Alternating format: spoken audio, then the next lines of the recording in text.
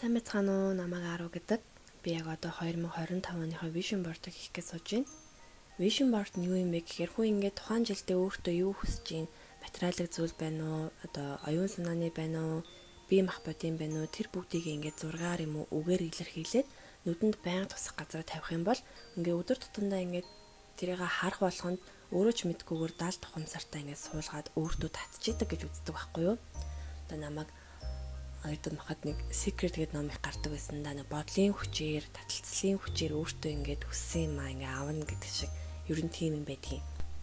Одоо яг гэрийнхэн унтаад чимээг байгаа болохоор бичлэн дээрээ ярихгүйгээр зүгээр дуу оруулах хийгээ сууж байна. Энд нэг маск тавьсан байгаа шүүж харуулж ин тэгэхгүйсэн цайж харагдаад. За би болохоор Vision Board-ыг ил тавьж чаддгүй, хүнд харуулах сэжээддэг болохоор би ийм дэвтэр дээр хийдэг. Миний энэ дэвтэр баг 2011-12 оноос хойш хэрэгжилж байгаа дэвтэр. Өөр юм бичдэггүй, зөвхөн энэ жилийн одоо зорилго Vision Board-ыг хийгээ явдаг дэвтэр байгаа.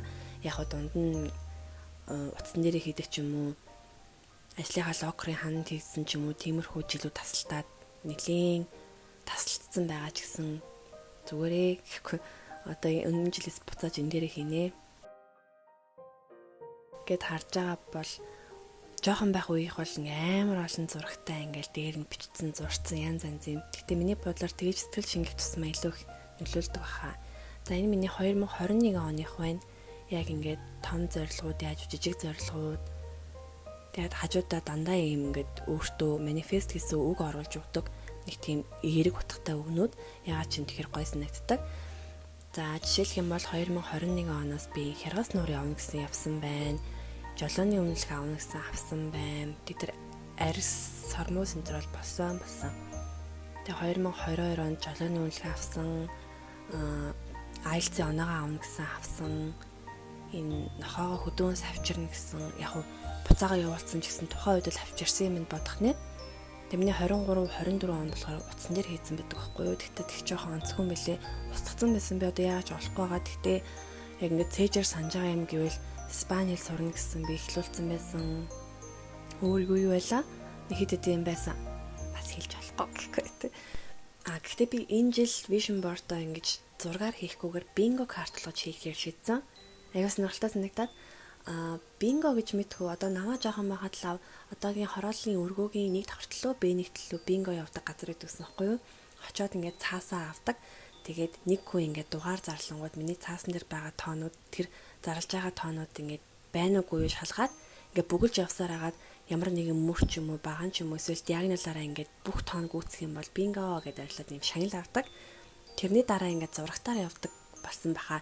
Бас цаасаа ингээд очиод худалдаад авчдаг. Тэгээд дараа нь зурагтаар тэр тоогийн зарлангууд миний хуудсан дээр тэр тоонуудаас байнууд уулж агаад ямар нэгэн мөр юм уу баган тарахаар бас шагнал авдаг. Тэгж явдаг гэсэн аюух сандгийн. Тэгээд бас зургаар хийснээс илүүтэйгээр ингэж хийх юм бол илүү олон зориг хүсэлч гэх юм уу багтах юм байна гэж би бодсон. Миний өмнөчлүүдийг харсан бол би жолооны өмнөх байна уу, шалгалтын хариу байна уу бүх юмаа өөрийнхөө нэр устаагаа эдитлээд эсвэл дээрээс нь цавуудаал наагаал толгоогоо залгаал гэх мэтчлээ айгүй их тэгж ажиллагаа шаарддаг байсан болохоор яг гол гэсэн том хэдхэн зүйлийг оруулдаг байснаа анзаарсан. Харин оронд нь ингэж бинго хийх юм бол дороо иж 24-өөс 25 шиг зүйл орох юм байна гэж би өгөн бодсон. Юу ч байсан бараг л хамаад бичих юм байна. Жижигхэн одоо би тэтэн нам уншин гэдэг жижигхэн зориг байсан ч гэсэн орчих юм гэж бодсон чинь яг уцаа гаргаад чигсаагаад юмнуудаа бичээд энэ жил би өөртөө юу авмаар байна, юу хиймээр байна гэдгээ бичсэн чинь 24 амар цөөхөн байсан. Би дундаас нь бараг шилд сонгосон. За юу тийм олон байдаг ингэж жишээдтэй л та. За би 2-3 жил ярьж авсан жолооны үнэлгээ авсан ч гэсэн жолоо байргүй 2 жил өнгөрсөн байна. Одоо яг машина онд сурмаар байна. Энэ миний надлангийн голд ч гэсэн байсан. Одоо хүртэл сураагүй л байна. За CrossFit юм уу, фитнес ч юм уу ямар нэгэн хөдөлгөөн хиймээр байна гэсэн энэ бол бүр өстэй хэдэн жил явсан.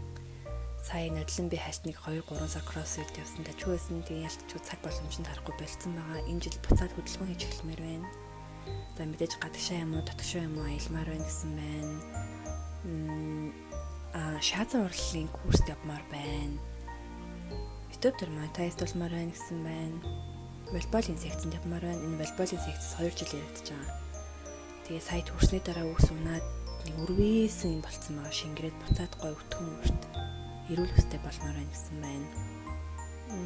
Тэгюм юм энэ тэр хамгийн доод энэ эхнээс хоёр дахь айгу инээдтэй Zero Tears гэж байгаа байхгүй юу? Уйлахгүй нэг жил байж үзье гэж бодсон. Тэгээ бодсон чинь надад нас яваад гэж байгаа юм яаж байгаа. Нэг амир уйлахаа болцсон. Юмд гомдож тунж уйлахаа бүр болцсон. Хаяа бүр ингэж жоохон ядраад стресстэй тэглэхээр кино үзэж байгаад хүчээр уйлдаг юу гэдэг үлээ. Кино үзэж байгаад ингэж уйлаа тэгэнгүүт айгу дотор онгоож монгодог болцсон. Ер нь бол уйлахаа болчдөг юм байна. Нулимс нь холдчихдаг юм байна гэх юм уу? Тийм болохоор хүн жил явах юм шүү гэж бодоод би нэг тийм зарлага тавьсан. Энэ жил би уйлахгүй. Би кино жуулах л би ойрд кино үзэж чадахгүй бүр амар хямраад идэлцэл. Өөр юу вэ? Герман хэлний B2-ын сертификат авмаар байна гэсэн байна.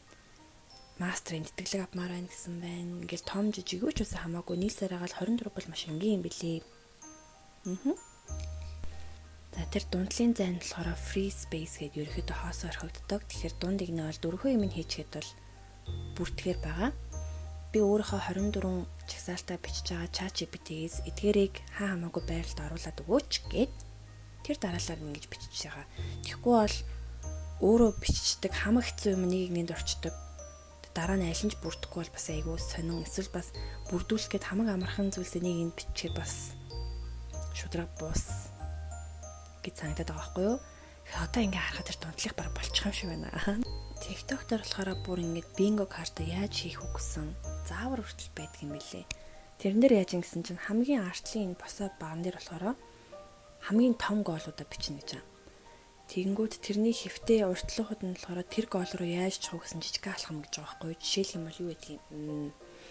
Тэгээ хамгийн артлт нь TikTok дээр орлогоороо $1 хийх гэдэг юм уу тийм байлаа гэхэд хамгийн ихнийх нь TikTok пост хийж эхлэх. За дараагийнх нь 7 хоног тогтмол тэдэн ширхэг пост хийх. За тэгээд Creators Programmed одоо юу гэдүүлээ?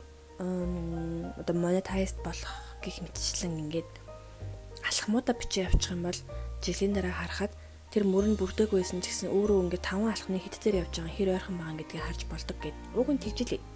Гэхдээ миний энэ зорилгод хооронд юу ч хамаагүй л дээ амар random. Тэг ингээ харахаар бас сонио штэ. Нэг хүний одоо болохгүй байгаа хийж чадахгүй байгаа юм нөгөө хүнд амар амархан дахалтай. Жишээлбэл энэ дэр мөсөн гулгуурын талбайд гулгана гэсэн хүмүүс хараад энийг л ах.